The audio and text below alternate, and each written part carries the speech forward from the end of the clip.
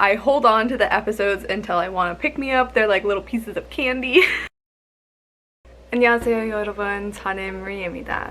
오늘은 우리는 오늘부터 드라마를 대해서 얘기할 거예요. 그럼 리뷰를 시작해요. 그리고 스포일러가 없어요. Now, I've had this review scripted and ready for a while. I know I said in a community post that I had hoped to have it out this past weekend, but I got a little bit bogged down by school and writing a paper, so we all suffered from my poor time management decisions. But nevertheless, I'm here now, so let's just get started. Now, this review is a first impression. It is for episodes 1 to 8. I am aware that episodes 9 and 10 have been released, but I have not yet watched them.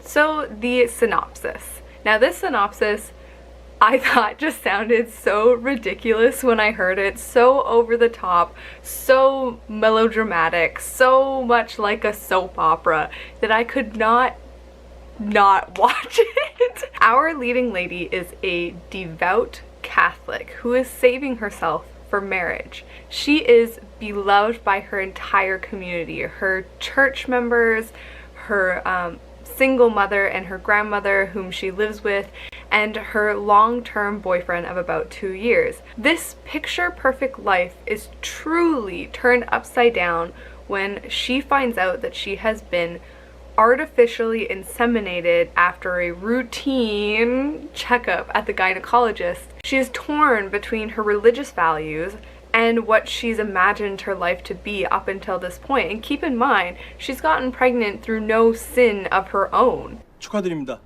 임신하셨습니다.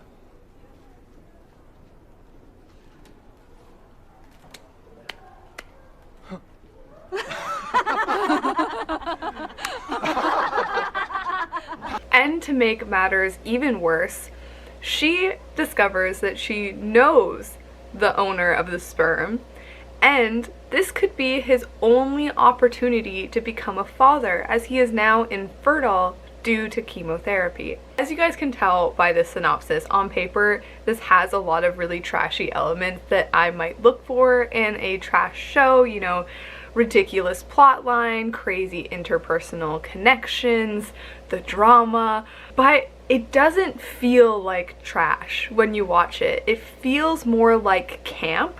There's a lot of great scenes and specific characters that when you're with them, the storytelling definitely leans more to the camp side of things, which I really enjoyed. It was a lot of fun and unexpected. Owner of the sperm is married to this beautiful woman, and her relationship with her mother, I just love it when these two are on screen together because the colors, like the hues, are jewel toned, and they have this like really campy gangster mafia style conversation. It works so perfectly on screen. It's the correct level of camp.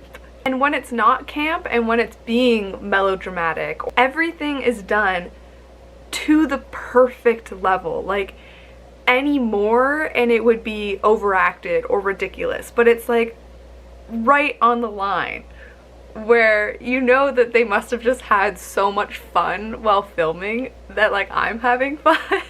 I've talked about shows previously, like I Married the Anti-Fan, which I felt like it was making fun of me for wanting my trash. That is definitely not the case with 우리는 오늘부터. This show wants trash and wants campiness and wants melodramatic, over-the-top scenes, and it wants everything just as much as the audience does and is taking just as much joy out of giving us what we want.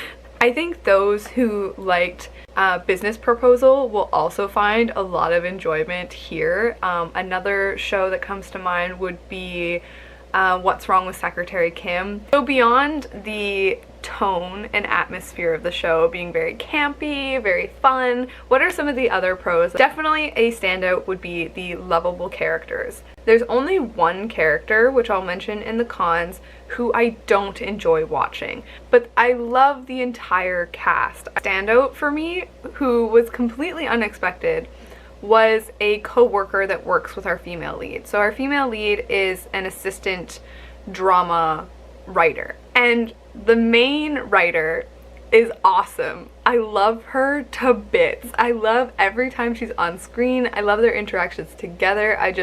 What a great character. And huge pro for me is that there is a love triangle in this series. I think if you watch the trailers, you know that that's not a spoiler. You are going in knowing that there's going to be a love triangle between our female lead's current long-term boyfriend, who's really supportive and awesome, and the father of the baby.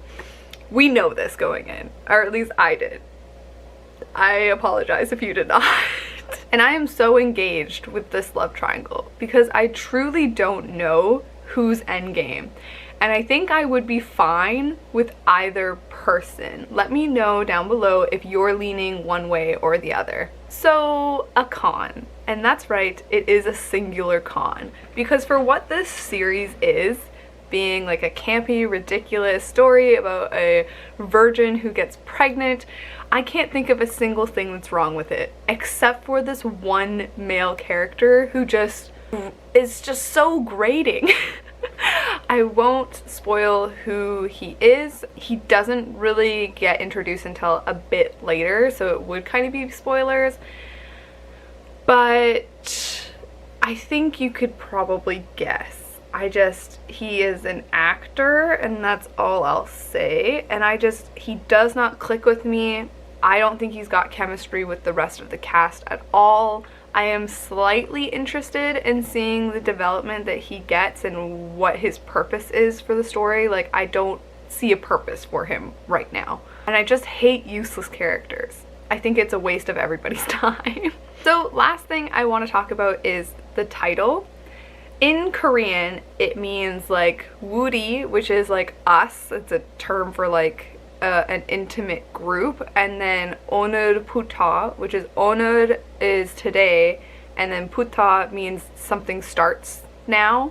So it's like, I think the literal translation would be like, we start today, sort of meaning. I think that's great for a Korean title, but I love that we have Woori the Virgin as the English title, because if you didn't know, Woori the Virgin is actually a remake of a English-speaking series called Jane the Virgin, which was released, I'm a guess, 2015. I remember watching episodes in high school. I am enjoying 우리는 오늘부터 so much more. I think the characters are just so much more likable, the story flows a little bit better. Overall, I think this is a great remake. You do have to know a little bit of Korean to really understand the brilliance of this English title. I think there's been a few parts throughout the series where the English subtitlers are doing a great job with trying to give you a translation of the word woori, because our female lead's name is not actually Woori, but it sounds very much like Woori. So you get this context every time that they say her name and like about the pregnancy, about like we are pregnant. And it's just so perfect because it's not just her story, it's a story about family, and especially her single mother and then her grandmother. They're all very involved in her life, and then also her boyfriend is suddenly pregnant, hence we're pregnant. Like, I think it's just a genius name for this character. It's taking the phrase we're pregnant to a whole other level. 님. 네. 여기요. 지금 사람이 너무 많은 분은 좀 나가주세요. 가실래요? 나는 나가면 안 되잖아. 저기 할아버지입니다. 당연히 보리님? 네, 저요. 접니다. 모두 다 나가주세요. I love it. Okay, you guys, that is everything from me today. I do recommend this show, especially for those who are fans of lighthearted, campy, just fun K-dramas. So am I gonna keep watching? Yes, absolutely. I'm invested. I hold on to the episodes until I want to pick me up. They're like little pieces of candy. Have a good night. Have a good day. Bye.